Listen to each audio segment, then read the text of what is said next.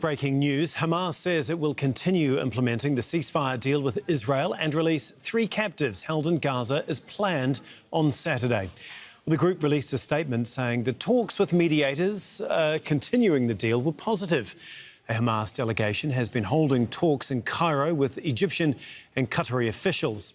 Well, the statement reads, the discussions during all the meetings and contacts focused on the need to adhere to the implementation of all the terms of the agreement, especially with regard to securing housing for our people and urgently bringing in prefabricated houses, caravans, tents, heavy equipment, medical supplies, fuel and the continued flow of relief and everything stipulated in the agreement.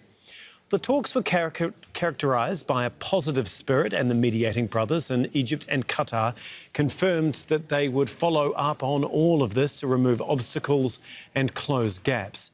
Now, Hamas confirms its continued position to implement the agreement in accordance with what was signed, including the exchange of prisoners according to the specified timetable. Well, Israel has not confirmed whether it will continue implementing the ceasefire.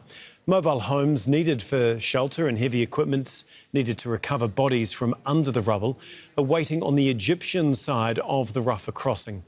Mediators say they are committed to ensuring all terms of the agreement are implemented by both sides, including the humanitarian protocol. Well, we're going to go to Tarek Abu Azoum, who's in Rafah in southern Gaza, in just a moment. But first, we're going to talk to Noor O'Day, who's in Amman. She's there because the Israeli government, as well as the Palestinian Authority, have banned Al Jazeera from reporting from both Israel as well as the occupied West Bank. Noor, first of all, have we heard anything in response from the Israelis after Hamas put out the statement saying that they will stick to the ceasefire and release the 3 captives on Saturday?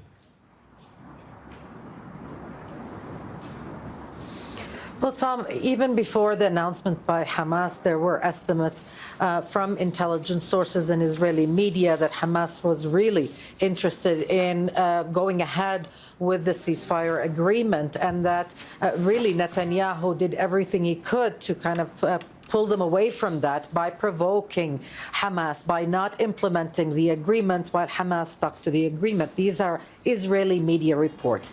After the Hamas statement, the office of the Israeli Prime Minister issued a statement stuck on technicalities. The statement focusing on the fact that the trucks and caravans cannot go through the Rafah crossing per se, and that there was no agreement to that effect whatsoever. But the Prime Minister's office did not deny that the exchange would proceed on Saturday, nor did the office deny that, in fact, those caravans would go in. Technically, usually what we've seen is that the security inspection happens at other crossings that are equipped technically to do that, and then they move into the Gaza Strip. But we have now confirmation that something is happening, especially when we see the mood and the spirit in Gaza uplifting, the awaiting of those trucks to come in, the caravans and the much-awaited humanitarian aid that has been held back by Israel on orders of the Israeli cabinet since the beginning of the ceasefire. And Noor, could you just explain to us the normal protocol of entry of aid getting into the Gaza Strip? Obviously, it needs to be checked by Israeli forces, doesn't it?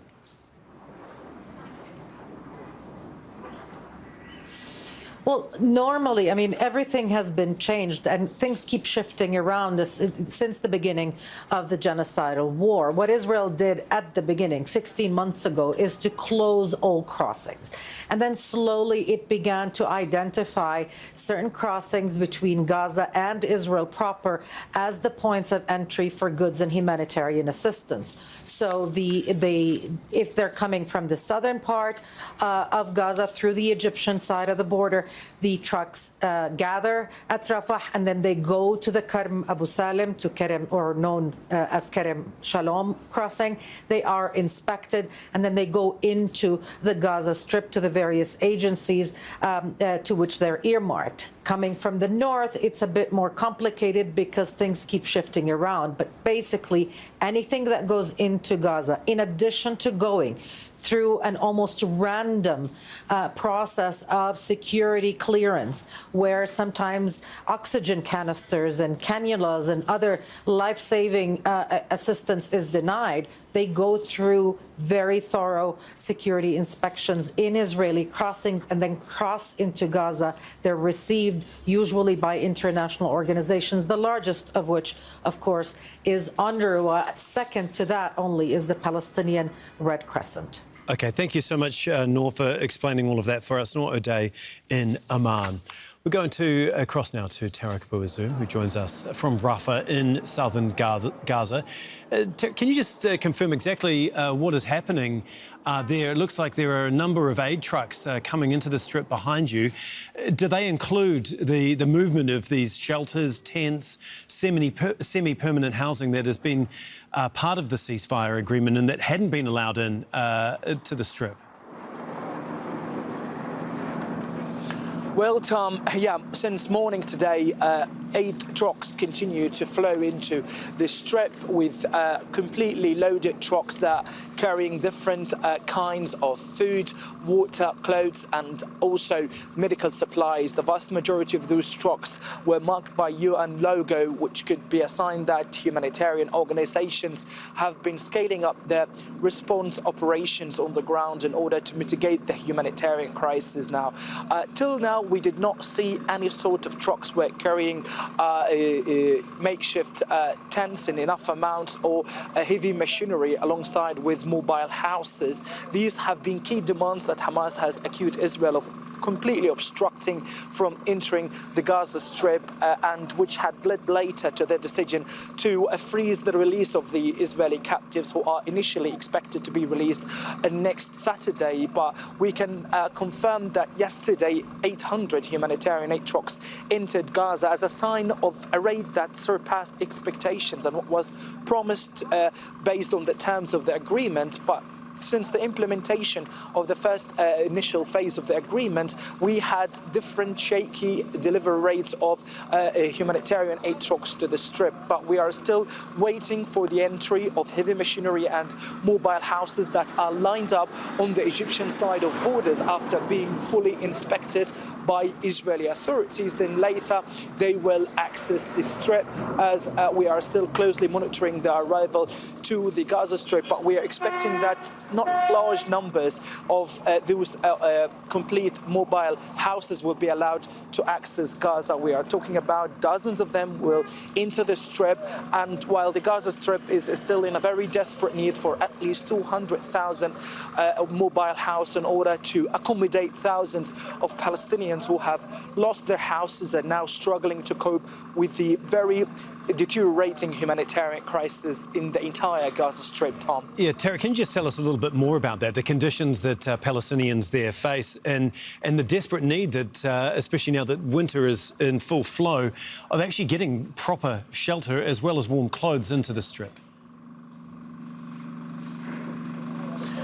Well, civilians, in fact, after they have lost their original towns and villages and now living in the ruins of their destroyed homes, Tom, they are struggling on a daily basis to access water. We have a very remarkable scarcity level of water, in particular in northern Gaza, where hundreds of thousands of civilians returned back recently under the current ceasefire terms, and they are struggling to find and to buy makeshift tents. They simply are financially broken. They are struggling for survival. They are struggling to find gas for cooking purposes, for heating, and we absolutely see the scale of devastation being inflicted on civil infrastructure in light of the destruction of roads, schools, universities, and all sorts of municipal services that used to be provided by Gaza's municipalities. So certainly the situation is incredibly drawing a very grim picture on how devastating was the Israeli military offensive on the Strip. But what has been delivered is only providing an immediate humanitarian supply and support for those Palestinians without giving them a very ground-shifting change that they are desperately looking for. OK, thank you so much, Tarek, as always, giving us the latest on the ground there in Gaza. Tarek Bouazoum for us in Rafah.